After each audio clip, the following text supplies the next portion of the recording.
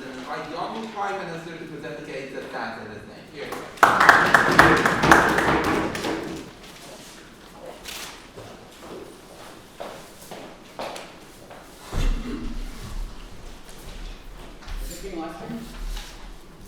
I'm not sure at all. I assume it is. Judging by the mic that has a green light on it, as well as 2 cameras pointing at you, I would suggest the room needs free. Well, better than being mainstreamed on live streamed on.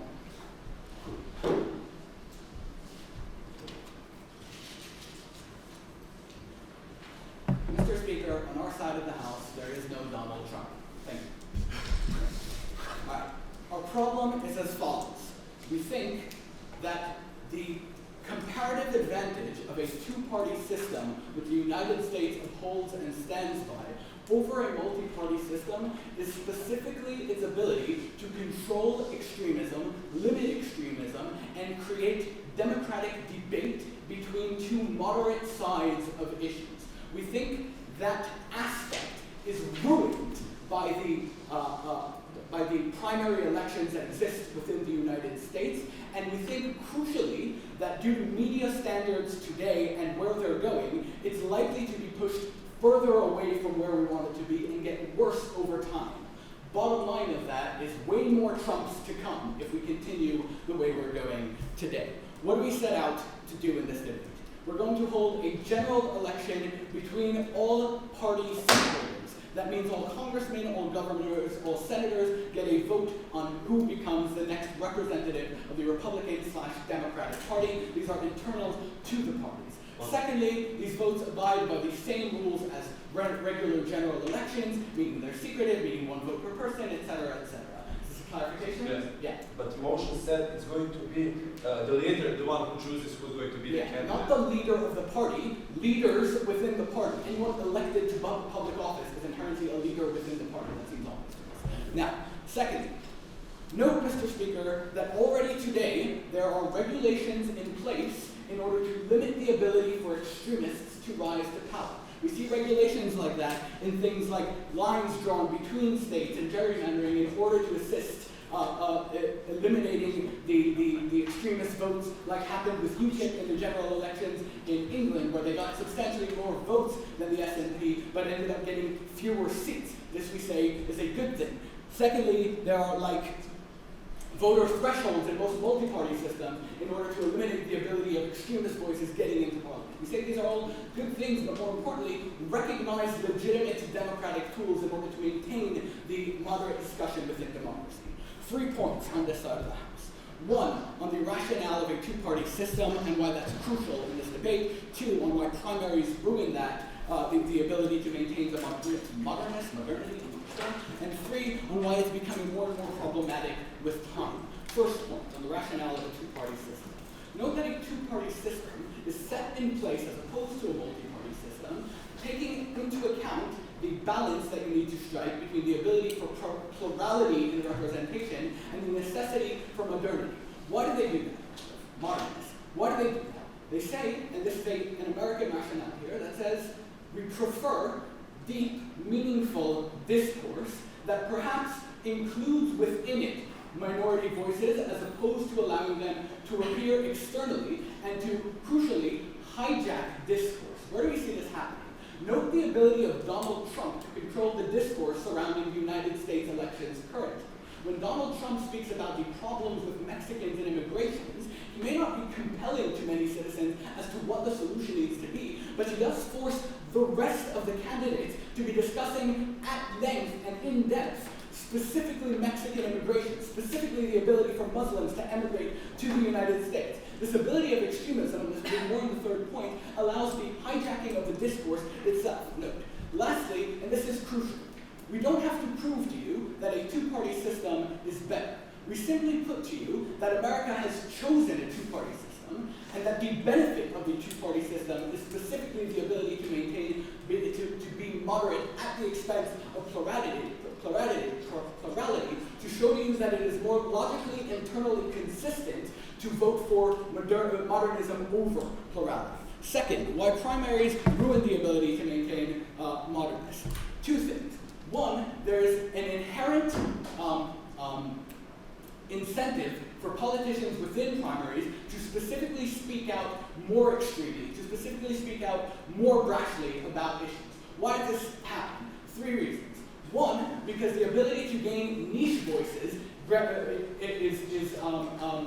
is largely assisted by that, right? You manage to ensure that all those voters who are more extreme vote specifically with you. This is an ability that any other method doesn't have because on most things voters tend to be internally split within the party. Secondly, the ability to, the need to internally attack party stances.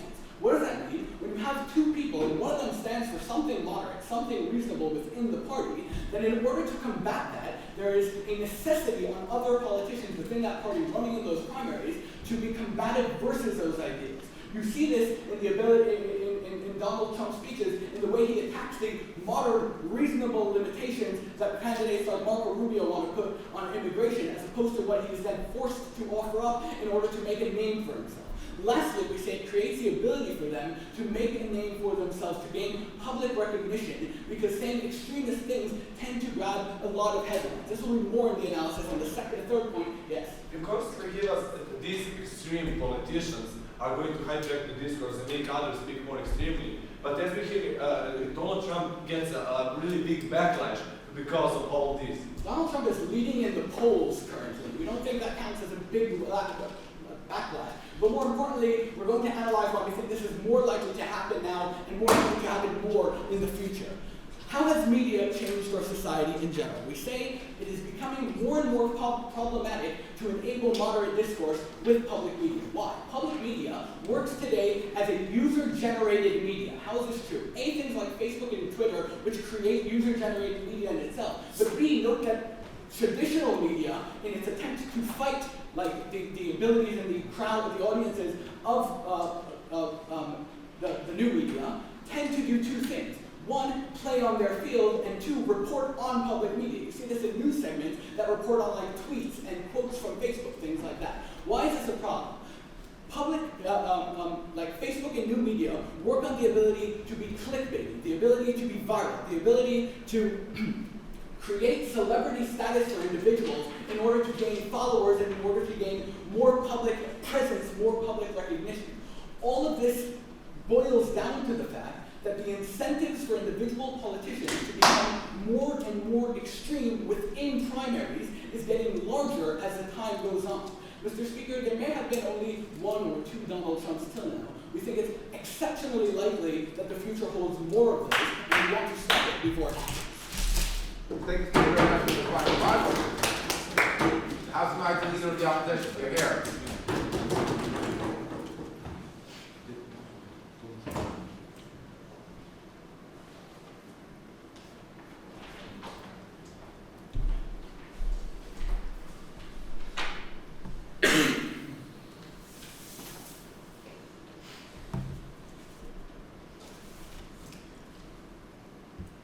Okay, so I'm going to explain to you why we believe we have maximum inclusivity on our side of the House and why we believe that we have more flexibility and why that is really important for the democratic process. But before that, a few points of rebuttal. So first of all, they tell us that extreme politicians will have a bigger platform. And we believe that, first of all, even if they do get a platform, a lot of times we will have backlash created. We will have criticism of those politicians. And even if they do become popular, we believe that this can only point to problems which a certain society has, and those problems used to be latent, and now they will become obvious, so people can now be actually prepared how to deal with it. For example, in the United States, where it is believed that they basically have no racism, now we can see a lot of examples, and we can actually think of practical things such as minorities being mostly in jails and segregation, which doesn't happen by law, but actually happens on a practical level, on interaction of people and where they live. Okay, so also, even if such a leader was to come to power, we believe that because they're criticized and because they're calculated, because there are different bodies which control the power that they have, through time they have to become more moderate in order for the politics in that country to actually work. And we believe that the media are actually fairly diverse, so you can have a lot of discourse and you can have different pictures, so you can have different opinions represented to you and different opinions challenge, which we believe is a good thing. Yes? The media may be diverse, but the videos that end up gaining virality online are those Fox News videos or MSNBC videos that specifically aggravate racial tensions. Why is that a good thing? But yes, but because we believe that people who actually come out and support those kind of things, now we can see it clearly and we can deal with it. On the other side, we also have shows which come from more liberal ideologies, and they can also criticize them and therefore create. They can actually contribute to more critical thinking of those people who are actually now a part of the election. And in your case, they wouldn't be any also as easy for those extreme leaders. Now it could be actually even easier because you have a small group of people who are electing them. It can also be even easier for them to come to power. So why we believe that the maximum inclusivity is really important. We believe that when you have these kind of elections, we have a debate. We can see what the people want. We can have a lot of new ideas to come out to place, how to solve some problems and talk about what was bad before, right? You can hear the voice of the common, so you don't have some politicians living in a country where they have no idea what the average paycheck is and things like that. So we believe we actually have the intellectual elite that also comes out and speaks out their opinion on different types of problems in this country. We have a lot of different interest groups that will talk about their specific problems because those politicians also want those different groups of people to vote for them, right? So we believe that even if through this we have to come to a compromise, and on their side of the house, when you have a conflict, those parties are usually going to split. And now on their side of the house, you are more likely to have more diverse, more different. Either you won't be able to come to a solution, or you will have splittings of parties which will now have really specific programs and policies which they would implement. So it will be more difficult for people to actually vote for the type of government that they want. Yes? Certain groups today have innately too much power within the primary system. Why don't we just come and rebalance that under this plan?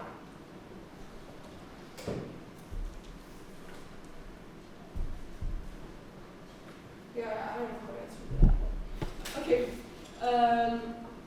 So yeah, we believe that even if we come to bad decisions, we believe that those decisions, that those kind of decisions are better because people have actually chosen it, and they will have more influence, and the politicians themselves inside, certain parties will have more influence. And we believe that now those people will actually have the power to discipline certain politicians, and on their side of the house now they have on their side of the house they have direct communication with the politicians, and on their side of the house they lose flexibility. So what does that mean? That means that a lot of times these leaders can actually dictate who's being chosen, and a lot of times once these people are in the parliament, the leaders can actually dictate what they want.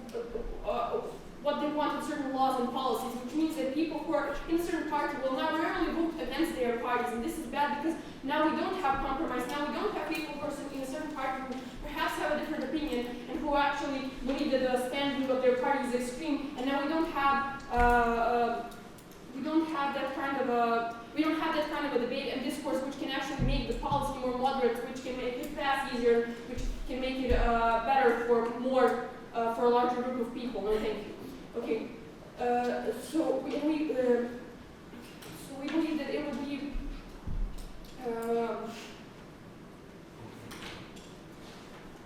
okay. No, thank you. So we believe that this would be bad. So because in these kind of cases, the programs which politicians bring out to the tables are usually really influenced by a lot of different groups of people, and but in a way that they will be good for the majority because they want to be elected. They have to include the different kind of interests of the countries which they're living in, and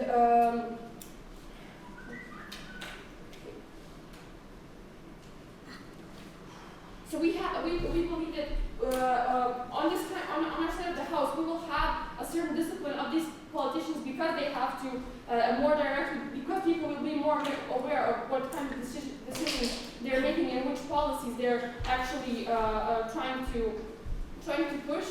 But on their side of the house, it will be way easier for a minority which is really excluded from the people But therefore, the people, if they don't get to actually go to voting and choose by themselves, will pay less attention to, then therefore they will have less control. But a few number of the leaders in the party will actually be able to control the rest of the group. Because if someone doesn't oblige to their policies, it is going to be really easy for them to actually not suggest them the next time. But on our side of the house, certain politicians can actually be re-elected, and we believe that this is good because then they will still take into account of what the people want. So we maybe to oppose. Thank you very much for the fun remarks. The House invites the Deputy Prime Minister. Here.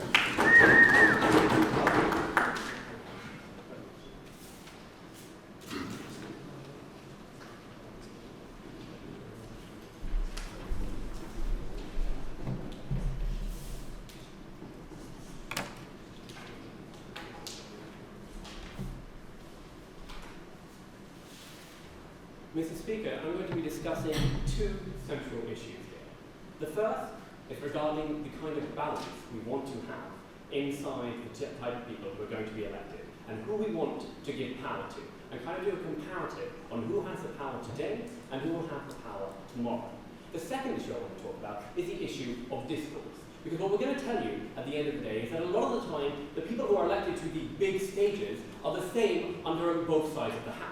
And what happens is that the discourse that gets them there is what's incredibly important. A lot of the refutation that is going to be addressed will be internal, and I'll flag it out as we go in. So let's talk about the issue of internal political structures. Because what we hear from here, this side of the House, is, well, we have under our plan, we'll have a group of elites who are completely disconnected from the people and who will be controlling everything that is going on inside the party. Now, we have a couple of answers to this. The first answer is quite simple.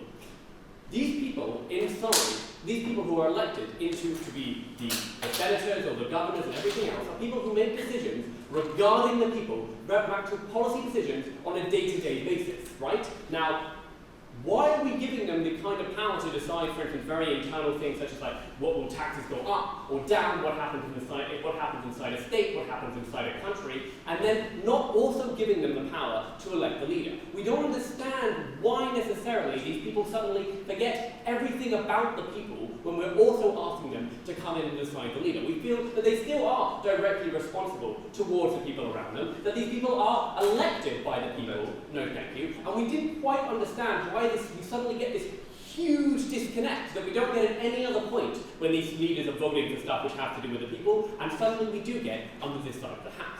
Now, the second thing that we want to talk about is that already today, the primary system provides way too much power to a select group of people. This is what we asked them about. In our POI. For instance, the main group of people who get way too much power in the primary system are organised groups. Why is this? Because in the primary system, people don't show up and vote. The voter threshold for the primaries is far, far lower than you get under general elections or even votes for the Senate. Why is this? Because people are fairly less interested in voting for these kind of things as a whole. This is something to do with people being, lazy. I don't know, this happens, no thanks. But the problem is that what we get then is that huge amounts of power is then given to the kind of people who can organise voter drives. Far too much power than what you get under general elections, no thank you, when you still have voter drive, but it's drowned out somewhat by the vast amounts of people who are coming and voting not in the organised system. This is why you get campaign promises to specific groups, say, of evangelicist churches on one side, or certain unions on the other, which are very specific and given to these people and are far, far outweigh the amount of electoral power these kind of groups should have. Because they hold the key to whether or not these people will be elected inside these certain places. The other is simply the issue of which state votes first. Ohio gets away with a crazy amount of stuff simply because they are the first people who are going to, maybe they're not, maybe they are. I don't know, let's say the other country, New Hampshire, Ohio, I think, are the same people because they're the people who get up there and vote first. This means at the end of the day that the kind of policies, if people want to have policies against these kind of states, or go against certain things which are specifically relevant to these states, but relevant on a national level, then they get too much power under the system as well. And the other people who get too much power under the system are people, no thanks, who aren't running to win. Because a lot of the people who are running inside these elections, ladies and gentlemen, are people who aren't going to win. They are using this as a platform and a threshold to say their views and get free media time in order to do this. Classic examples of this are people, are people such as Ted Cruz, who is now second place. Now, his hardline evangelicist talk is not going to win him the general election. However, he gets to have a soap platform to say these kind of views, and under the primary system, there is no way of limiting the amount of power that he has, and it is enhanced, again, by the inherent smaller groups who also tend to have more extreme views who vote in the primary system. Second. So why it's necessarily that more people that don't really have the power to actually vote or actually change their own status will vote and go to vote in the next election? Well, because they do have the power to change their status and change things. Because again, they are still voting for, at the end of the day, they are voting for the leader who is going to lead them, and they still have their choices, and they still have these systems.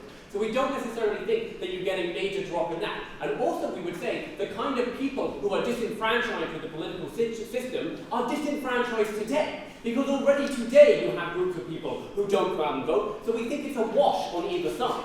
Now the other thing that we need to talk about now is the issue of the discourse and why that's so important. Because as we've identified, a lot of the people who are running eventually and who win are the mainstream candidates. The question is, who are they when they get out there to say that? Now, they say it's really simple. Look, if you have someone like Trump getting up there and saying things which are racist, then everyone comes out and attacks him, and that's great, because then we finally discover America is racist. I think America knew it was racist before, right? And also, ladies and gentlemen, this isn't what happens. What happens is Trump sets new lines of what is the moderate view. Please note that when Trump gets up there and says something which seems crazy only a week ago, let's have a database of all the Muslims and put them inside America, the actual voices we hear from the primary people around them are, well, I don't necessarily agree completely, but that's a good idea. These are the kind of things we are hearing from other people such as Mark, such as Rubio, and such as Cruz, people who are mainstreamer than Trump. You are shifting the threshold over. Now, but what you're doing is that you are presenting what was once these extreme views, which cater to very specific people,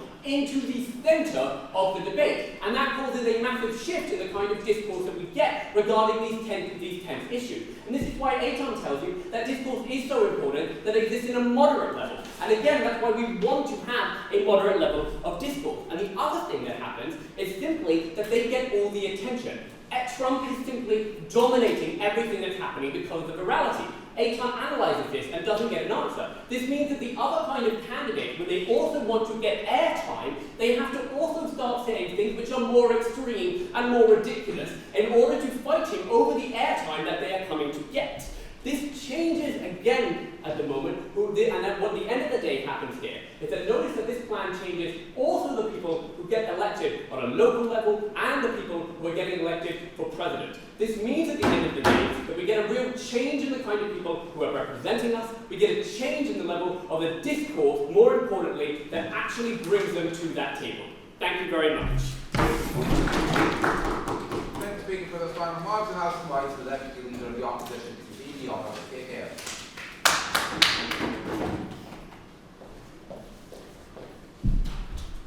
First of all, I have to ask you, can you hear me? Because my voice is low. I have. Okay.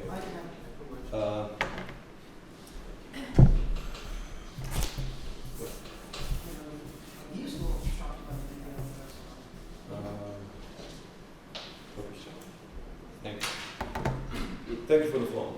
Ladies and gentlemen, USA is a really plural and multi-diverse society, and because of it, we believe that the primaries is a really good place for deliberation and debate, and a place where all those different interests can meet each other, have a meaningful conversation, and end up producing one candidate that will represent the best on each side of the left-right ideological spectrum. So, because of it, we believe that this is not something that has to stay, and I'm going to give you two arguments that before that rebuttal. So, what they say to us, first of all, their plan is they say they're going to make elections in the party from the people who were already elected. We believe that actually that's not what the the motion said it said leaders, and we understood that as more as a committee of those like the main committee of the party, which is something you have in Europe, where the main committee can choose the people who are going to be elected. So, but we are going to debate even if we are with your case, because we still believe it provides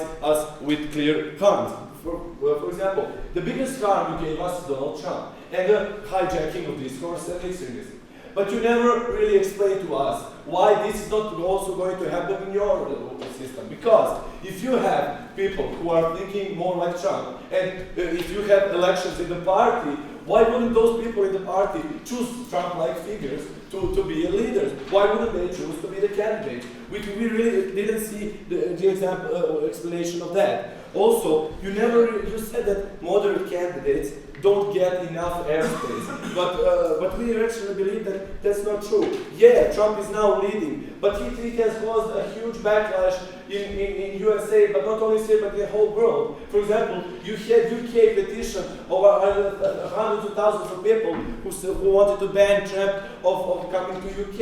It clearly shows you that that only also international community is against someone who is trying to become a president of one country. It also clearly shows, sends a message to those people that they shouldn't vote for that man, because it can have also harms on the international level. And also you have like a lot of people from the more liberal, progressive media bashing him really nicely and really showing that he's bad. So we believe that if Trump wins, let's say primaries, he's not going to win the secondary elections. And we see that your whole case of harm of him is not going to happen.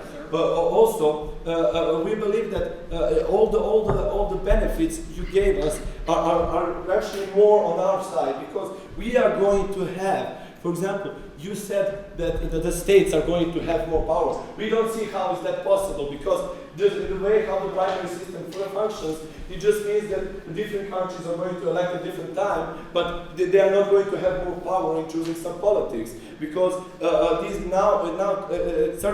it's even more likely on your side of the house. For example, some senators from bigger states like Texas or California are going to promote more policies that are more going into their side for more good for their states, because more senators and congressmen are chosen from that states, because they are the most populous one. So you can see that the smaller states are actually going to lose more influence on your side, and you see that as a harm for them. Now I'm going to go to my argument. No, thank you. So first of all, as I already said, we believe that primaries are a really good place for deliberation. When you have primaries, year before the primaries and during the primaries, which last about the whole calendar year, is actually a whole debate in media on steroids. At that time, everyone is talking about politics, everyone is talking about different things, about international relations, about the groups that are minority groups, about economics and so on. We believe that that's the place that the future politics of the United States actually shaped off, because at that time it's the place when all the different candidates, presidential candidates, come out and say this is what we want the US to become. So now you have that, for example, in the Democratic Party, you have like Bernie Sanders, who's going to more left, who's going to more progressive, and that's something that really the people in party in Democratic Party is really, a lot of people want that, and we see that there's something that's also counterbalancing to Donald Trump. And you only said that extremism is going to be worse, but we don't see why going more left-wing or going more right-wing is inherently bad. So the second thing I want to argue is, when you have this, you didn't never explain us how this is going to affect the parties themselves. Because if you have these different, now parties are more flexible structures. and they allow different interest groups and different voices to be heard. But in your book, you're going to have struggle within the party for the way House Party going to proceed in the future. What we believe that can happen is actually that some more extremist voice before the POI I'm going to give to the closing. Yeah, but can you see that your case is completely non-comparative, given that we have many examples of European countries when all of the benefits like debates, like the party change discourse also exist? Why US is so specific, or why is it so much comparative? As I already explained, the difference between the European and this is because in European countries, the party is basically the center of the politics, because the people in parliament have to follow the party because they were elected upon it. And this is something that we believe is going to happen also in the USA. But in the USA, you have the congressmen, you have the people who are elected from their unit, and because of it, they are more independent towards the party, and they can vote against the official party line. And because of it, we believe it promotes independence and gives us more liberation. But as I said, they never explain us how this is going to affect the parties, because we can see the struggle between the parties, and also we can see that in the future that, for example, Republican Party can fall apart or Democratic can fall apart, and we can see, as they said, two-party system is really good, but they never actually gave you the analysis how can this affect the two-party system and maybe lead to multi-party system, which they said was worse for the USA. Because of all these reasons, we are proud to oppose. Thank you, Speaker, very much for this remarks. That closes the top half of the debate. To extend on drop end, the House Vice Amendment 41.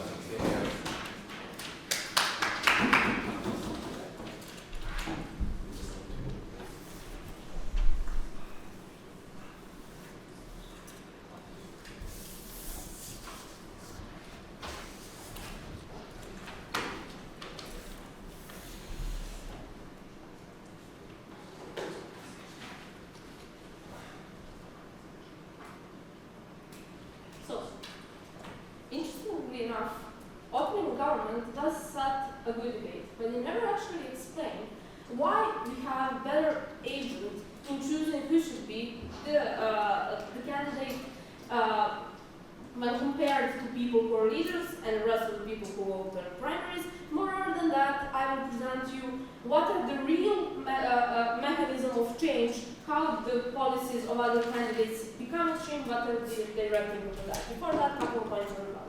First of all, the whole case of opening opposition is based upon specific harm, and that is that we lose debate, because now leaders can dictate what they want, and there is no compromise, and there is no voice of the people. First of all, we say it's not that black and white. You also have fractions within those parties, but right now, you as a fraction need to prove that your program is better within the Democratic Party, and not just before the election, but through the whole period of voting cycles, 4 years, etc. More than that, they say that we are going to be less accountable by common people because they cannot voice their opinions how to shape policies. First of all, we believe that this is not true because you can also change your party leader on local level, and they are going to be more incentivized to do because they are going to hold them accountable. Moreover than that, we believe that you are going to incentivize people to go to the parties and to include and to be an active member of a party if they want to change policy, and that is better because you are more directly and faster going to actually change things you do not like comparatively when you are just a voter who is not active member of a party. No, first of all, comparing agents. Why is the centralized decision-making body better? The body of the leaders is better than the common people who are voting in primaries. First of all, we believe that the goal of the party is to win general elections, and the goal of the individual candidate supporters may not be that long-sighted. That means that, for example, Trump supporters or supporters of Bernie Sanders can actually just want to express themselves or to voice themselves or to vote in spite because they are really frustrated. But if you have a party which sets a goal, then you need to have a better strategy, and we are going to provide you why is this better. Why is it better to have leaders who are deciding? First of all, they have a better overtop view. Why is that? Because they are longer there. In order to be a leader, you need to have a professional career that is based upon politics, and therefore you had to go to that by promotion and all the other hard work. Moreover than that, they have their party interests better catered because they are not as selfish. They know that their success as individual leaders depend on the success of the party and not just being exposed to the media as several candidates do, for example Trump, because he is going to benefit even if in a long-term Republican Party does not stay strong, because his main purpose is actually to promote himself and to have his selfish and individual interests catered. Moreover than that, we believe that susceptibility to lobbying and corruption is less within party leaders. Why is that? For example, when you need to try to influence a leader, they are less susceptible to the money and the corruption because they need to care more about reputation and the power that their position provides. Why is that? Because they can only maintain their high political status if they choose the right candidate for their party to win the election and for Republican Party to stay strong or Democratic Party to stay strong in future. Moreover than that, even if they are influenced by the lobbyists, they are influenced from the more of the sides, and therefore it is better balanced. For example, if I have as a lobby, I don't know, as a union specific interest, I need to compete with other unions in order to get the attention and support of a specific leader. It is going to be better balanced than when you just need to go out to the media and try to just draw to you the most extreme people of the Republicans.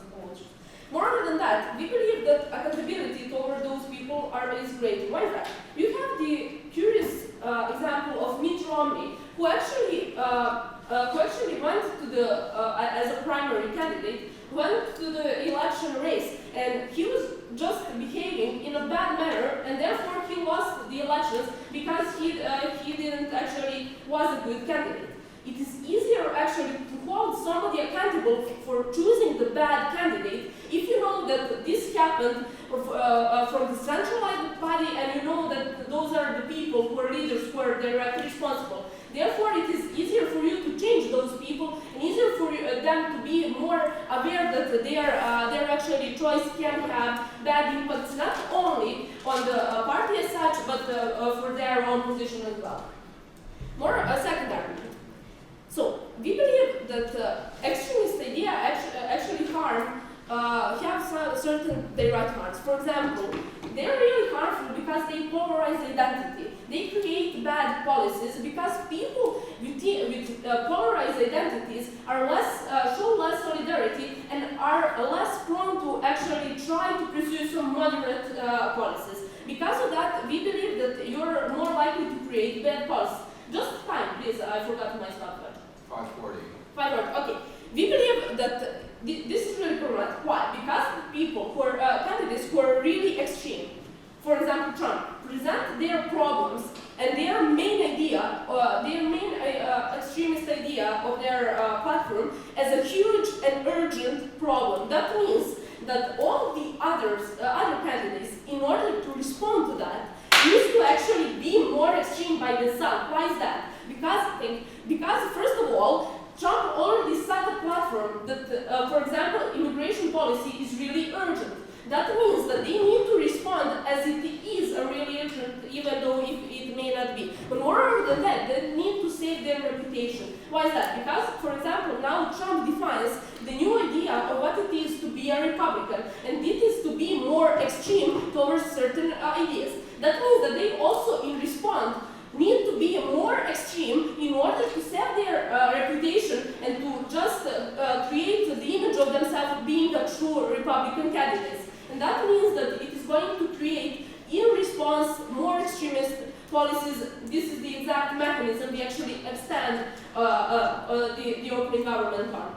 So, for all these reasons, because agents who are from centralized bodies and leaders are better, and because you're going to have more extremist ideas, we beg you to propose this motion. Thank you very much for those final remarks. The House invites the opposition member to extend the option. See it here.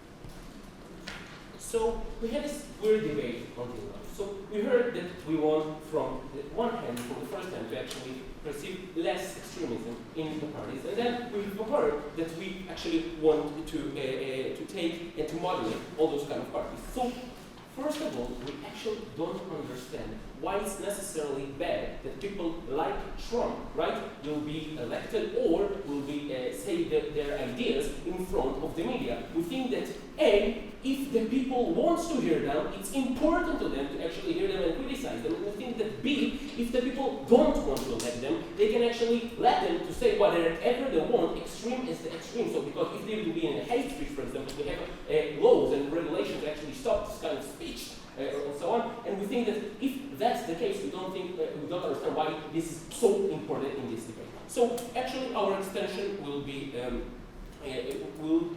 I will ask the question if actually we will have more people that will go to vote in the future or less people that actually will do it in engagement with the government.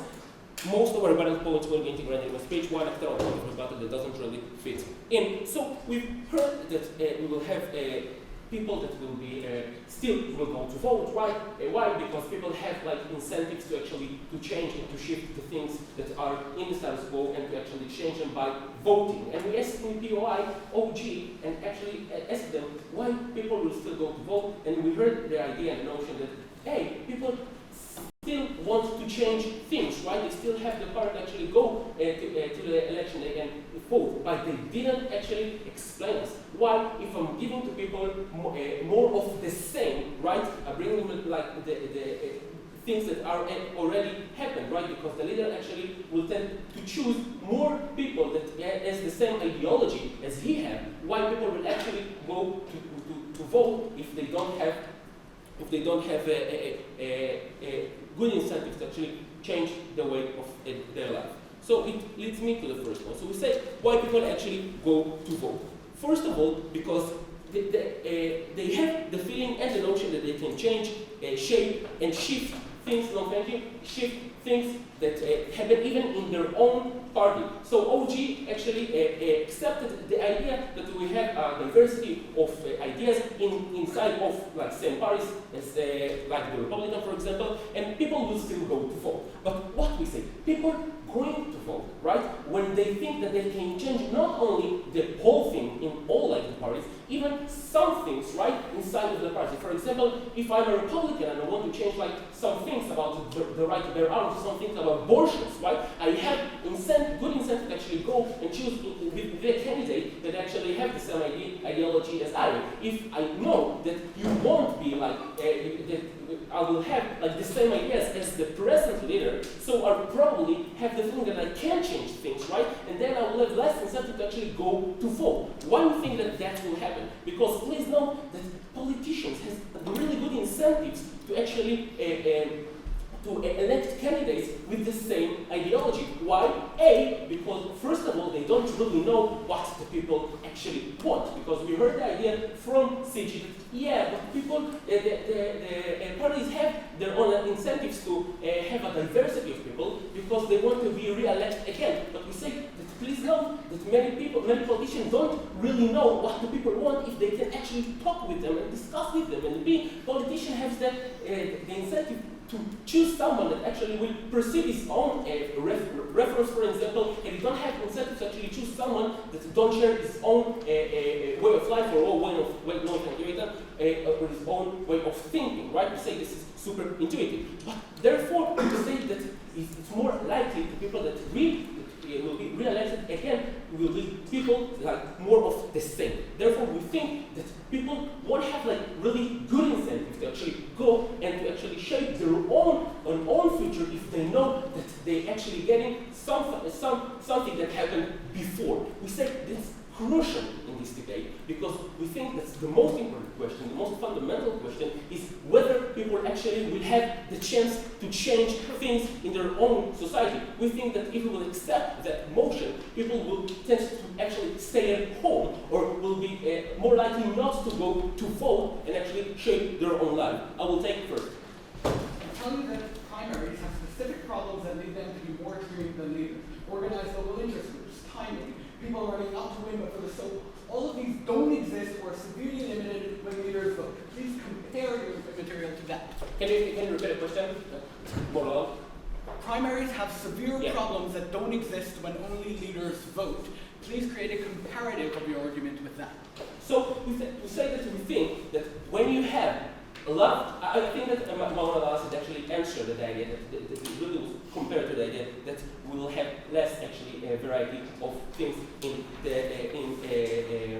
the party. But please note to another thing. We say that even the media itself has less incentive to actually cover a lot of things when they have more of the same, right? Because please note that if you have some candidates think the same, that has like a really small differences between them to the other candidates, you say that the media itself don't have incentive to actually cover it. Please note that when OG tells us, no, look how the media is covering Donald Trump, it's exactly the point, because they're covering Donald Trump because he's super different than other candidates, right? We say now the media has incentive to actually cover all, won't be incentive to actually cover all things, right? All ideas in the election. People will be less informed, right? Because it's not that juicy, right? If you need to cover things that are actually the same, it's more likely to be juicy if you actually have things that are different, right? We say this is,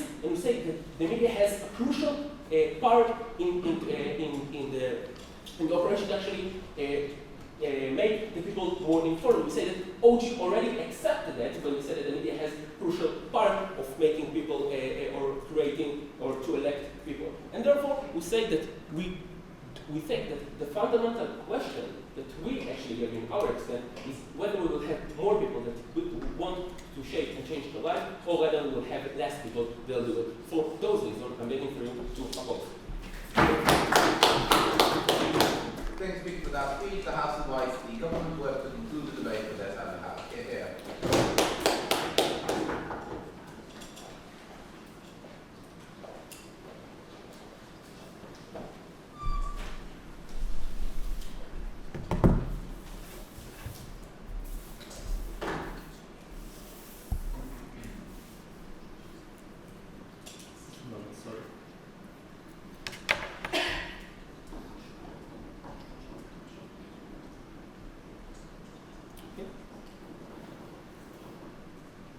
So I'll ask three questions in my way.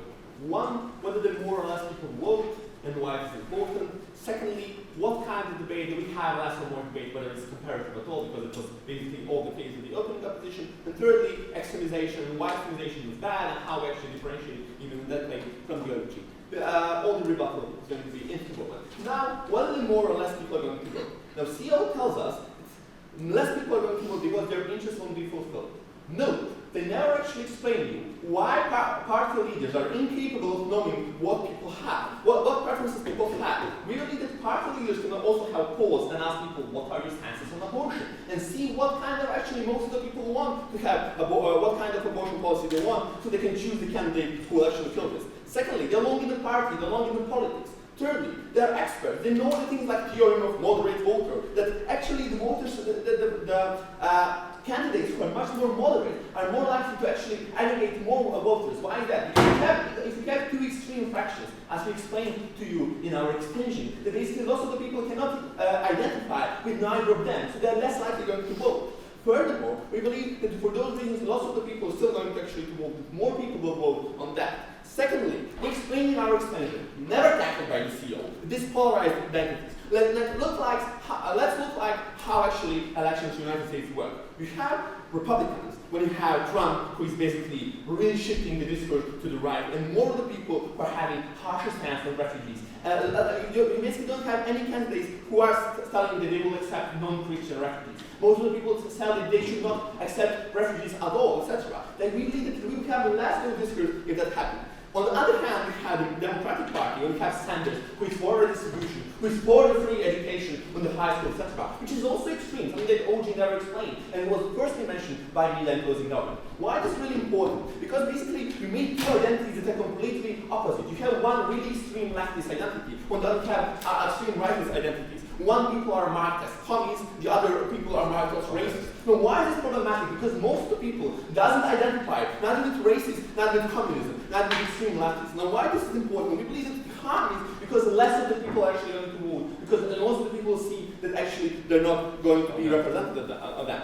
Furthermore, I'm going to explain harms more. Second clash is about debate. Now we believe that debate is completely non-comparative, and I'll give you 3 reasons for that. One reason what they wanted to show as a comparative is that people actually vote for party lines when they're elected in the party. It's false. We can see many examples in in Europe that happen. We can see examples with Syriza that basically when people disagree upon bailout deals, etc., they just split the party, they call upon elections, etc. People are not just blindly following the parties, things like this. Secondly, they say faster dynamic of the parties. The parties are more likely to change. No, false. It goes on our side actually. Because when we have a small amount of leaders who actually choose who his candidate is going to be, we believe the faster we're going to have change of the parties. Why? Because you have less people actually who choose how party will behave in the future. If we have much slower decision-making process right now, when we have more bitching about what should Republicans do within the Republican Party, we explained you excellently why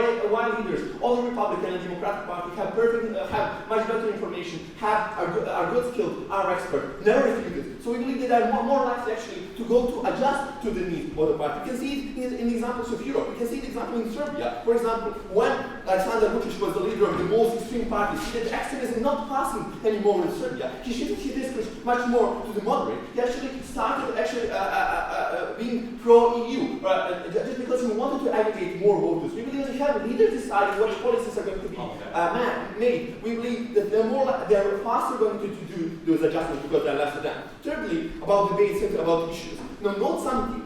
We still debate, Republicans and Democrats generally still disagree upon lots of things like redistribution, abortion, immigrants. We still have that debate. We believe it's a better debate when you have two actually much more moderate and close fractions when they want to decide. Why is this really important? Because we believe that when you have extreme fractions, when you have really extremization of those ideas, it's less likely to have a compromise. Well, now why a compromise is really important, Mr. Honorable Panel? We believe that when compromises are made, that much more people are satisfied with the policies that are made. When you have two extreme fractions, when one fraction wins, for example, Republicans or Democrats, this means that their policies that they're going to have are less likely going to be more, even if you disagree with them, you're going to disagree much more rather than when they made some of the compromise. So really it's really important because compromise actually makes much more people actually willing to accept those policies. Before I proceed, yes?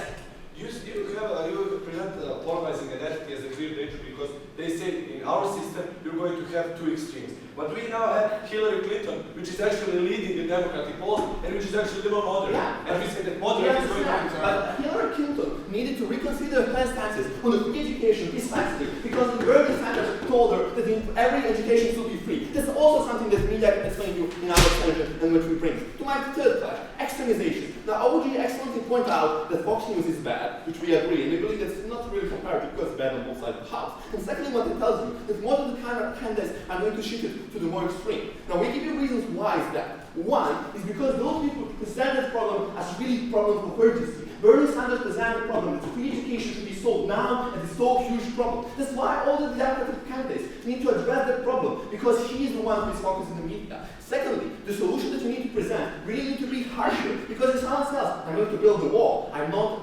going to accept any Muslim entry in the country. That when you have some moderate and not really extreme policy, because we sound that you're not a serious candidate, we believe that that's why people are doing that. Now, second comparative that differentiates us is why actually political leaders are not going to do that. One, because they have their selfish interests. They know that they actually need to have more moderate people, so they aggregate people who will vote for them. Secondly, because they identify themselves with the party, something that also media explained to you because they're long there, because they're real experts. It was never refuted by the CEO. That's why we believe that even though that maybe OG explained that extremization is going to happen, we explained to you why extremization is not going to happen once the leaders are actually choosing those people. But even if it is so, even if most of the people really in the United States really hate Mexicans or refugees or whatever, and it's really something that we should actually vote for, then we believe that even in that extreme and ludicrous case, party leaders will probably choose the Donald Trump if it's really what people want. So we believe that even though it's bad, we still we don't see how it's not going to happen.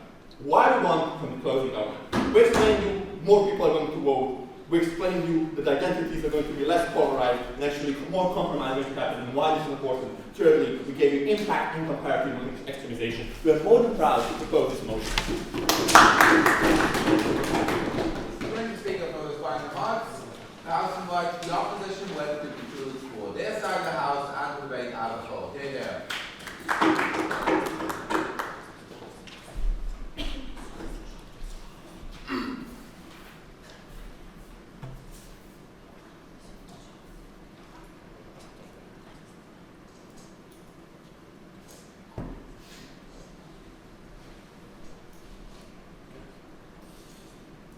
Okay, so three questions in this debate. First of all, we heard the first house of this debate mainly argues about the question, what do we prefer most, more plurality or less extremism in politics? Second question, who is going to get the better decision on the situation, whether it will be the people who elect those politicians, or whether it be the leaders of the party itself. And third question is, regardless of all the outcomes, is eventually whether it is legitimate to take from these people this right of choice. But first, 2 points of rebuttal. First of all, regarding the idea that politicians knows what the wants and the needs of the people. So, first of all, Rami did answer for that when he told you that eventually politicians see much more what happens in their party and how media portrays things, and not actually how the common people see things. But even if they do, even if they use polls and stuff like that, even if they know what the majority of the people thinks or wants in a specific case, they do not, much less see some niche ideas, niche ideologies and stuff like that, which also very important to have representations in our politics. Second thing about these polarized identities, the polarized identities ideas. So first of all, we don't think that's a big issue, because still I have some other, even if there are different opinions represented in the Republican Party, I can still eventually choose the leader that I think is more representing me, and so we don't see why this is a big problem. Now on to the questions in this debate. So first of all, regarding the plurality versus extremism. So please know that the entire case of opening government is based on the extreme, on the example of Donald Trump. But we don't understand why the ideology of Donald Trump is inherent to every extreme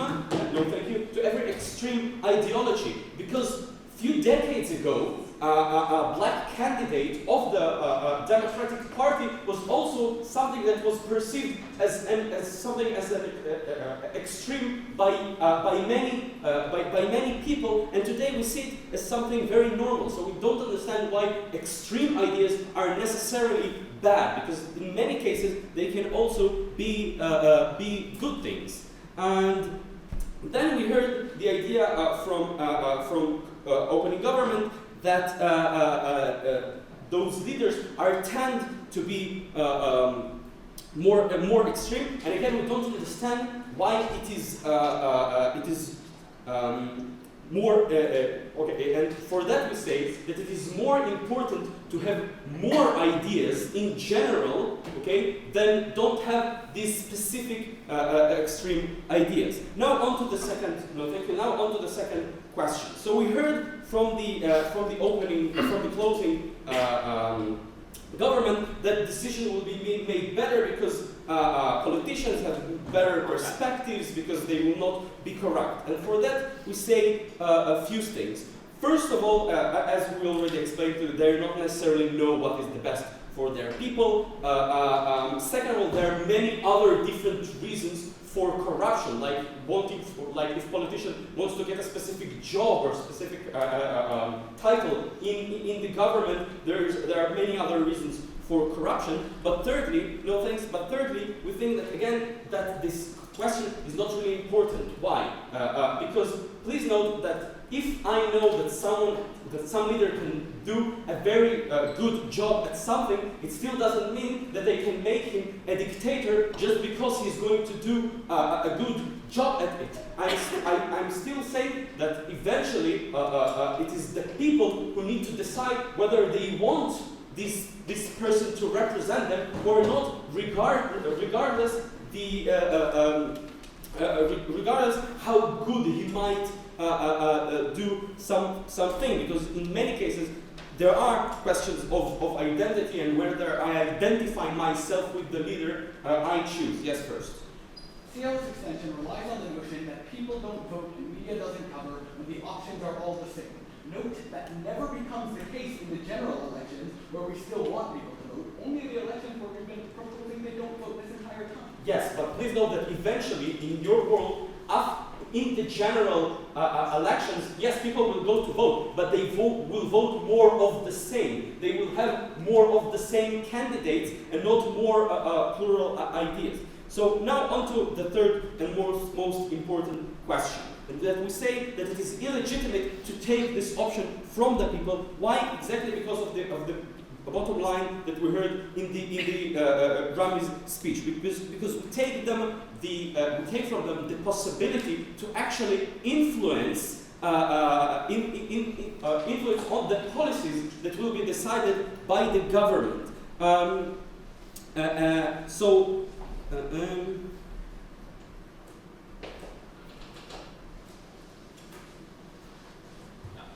Yes, sir.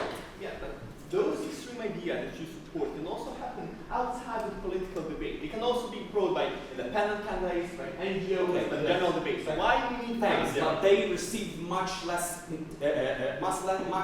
attention where they are not part of a political campaign or election campaign. So eventually, what we're saying that the whole idea of democracy is based on the idea that I can influence the policy that is decided in the parties that represent me. And if I can't do that, if I only see candidates that are more similar to me, because the leaders themselves are going to elect candidates that are more similar to them, so I will have more white privileged white males in the party, but I will not see all the other extreme ideas. Yes, in some cases those ideas can be, bad and extreme for some people. In some other cases, they can be very important and beneficial for me as a citizen, and I want to hear them, to know them, and have the possibility to choose those specific ideas to be represented in the party. So for all those reasons, we beg you to oppose. Make all speakers from the right, cross the shake hands, get out, we will call you.